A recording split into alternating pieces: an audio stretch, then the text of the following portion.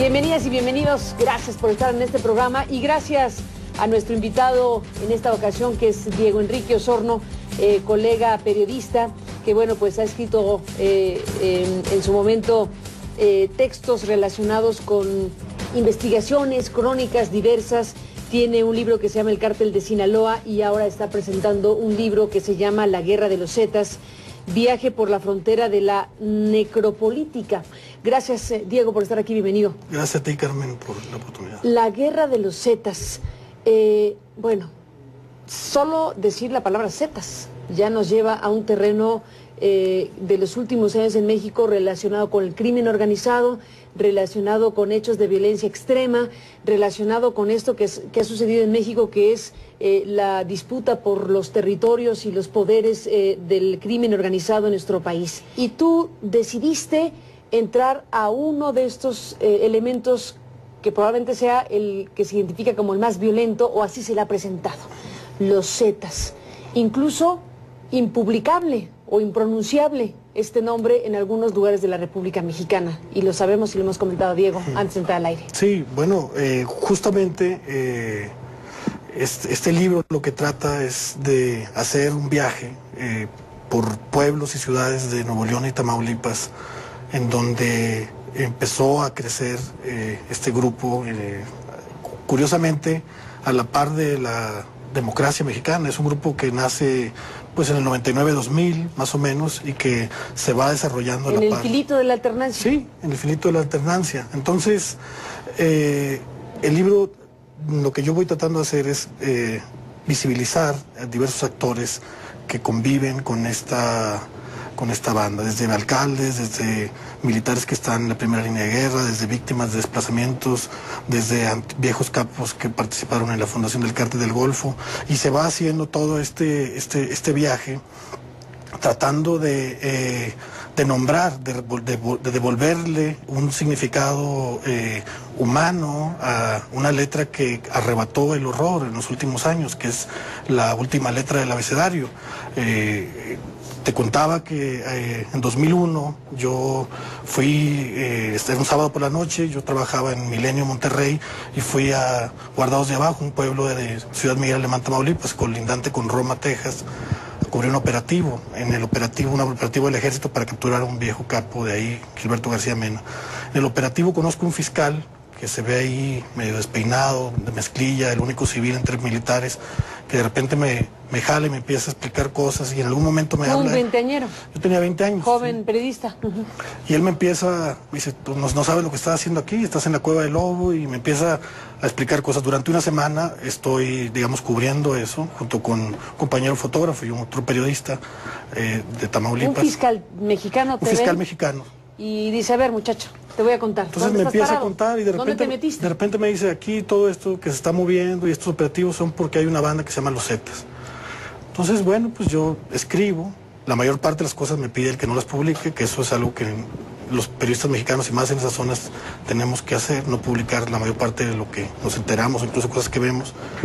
Yo mando, me acuerdo... Por razones de seguridad. Por razones de seguridad, de supervivencia. Yo mando mi nota diciendo que los Zetas estaban presentes en la zona y tal. Y mi editor en Monterrey me dice, oye, ¿qué te pasa? Pues es una broma eso que me estás poniendo, ¿cómo va a haber una banda de los Zetas? Ahí es el Cártel del Golfo y Sinaloa y no sé qué. Y al final de cuentas no aparece en la nota. Y ¿no creen que eso es cierto? Pues parece como una cosa, pues, locuaz, ¿no? Y 11 años después vemos que esa es impublicable. Ahora no, por otras razones, no por falta de valoración de un acontecimiento protagonizado por esta banda, sino por el temor tan grande que existe. Tamaulipas y Nuevo León. O sea, lo que vemos en Monterrey, que son noticias terribles, es la caja de resonancia de una cosa todavía más espantosa ocurriendo en Tamaulipas y en el norte de Nuevo León. O sea, yo tengo testimonios de alcaldes que me hablan de fosas que ellos saben que están en sus territorios, que no han sido exploradas. Tengo pues versiones de desapariciones masivas de mucha gente, y hay una tragedia humanitaria viviendo ahí. O sea, Javier Cecilia ha hablado de Ciudad Juárez como el epicentro del dolor, pero Tamaulipas es el epicentro de nuestro horror, y en algún momento tendrá que abrirse todo eso. Y ahí no solo hay bandas de los Zetas involucradas, hay bandas de todo tipo y hay también responsabilidades institucionales, porque los Zetas también se han convertido en una cosa mítica. Hay muchos falsos Zetas, así como en Colombia hay falsos positivos, en México hay muchos falsos Zetas. Hay Zetas, hay falsos Zetas y hay matazetas. Y hay matazetas. Y esos falsos Zetas, por ejemplo, Carmen, ¿te acuerdas los estudiantes del TEC de Monterrey que fueron asesinados? Ellos fueron presentados como Zetas. Sí, fue una barbaridad. Fueron presentados como Zetas y eran frecuentes estudiantes, pero porque fueron asesinados en el campus principal de una escuela tan prestigiada, sabemos que no eran Zetas, pero así como esos asesinatos que han sido... Hubo quien saliera en su defensa de su propia identidad. Habrá quien no.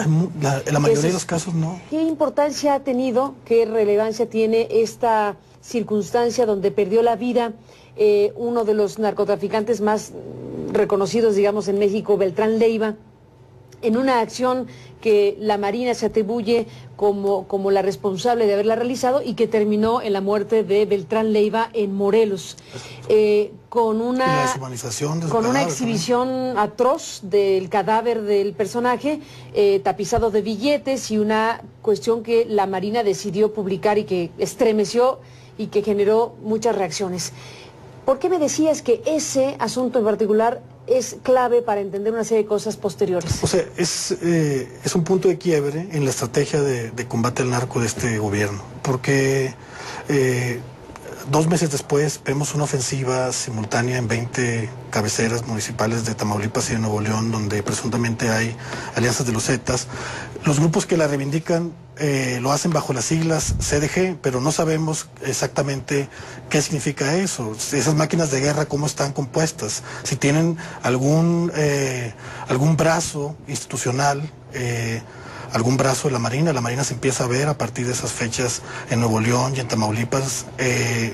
Y si tú haces un registro, por ejemplo, de las fosas clandestinas que se han encontrado en los 6 años del gobierno del presidente Calderón, es a partir del asesinato de Beltrán cuando empiezan a aumentar el número de fosas clandestinas. En 2009 creo que eran 54.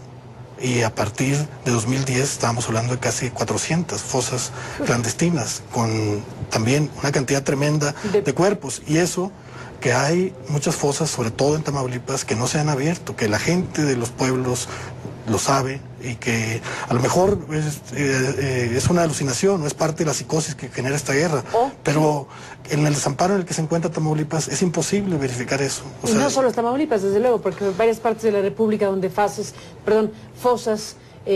sí, pues han bueno, sido descubiertas. En Durango, en Guerrero, en muchos lugares, pero sí. Creo que la parte más dramática, Carmen, yo insisto en eso, es Tamaulipas. En serio que ahí hay una tragedia humanitaria, ahí es donde... Y en estas últimas horas y días, a raíz de la detención del COS, bueno, hemos visto nuevamente en San Fernando y en estos municipios de Tamaulipas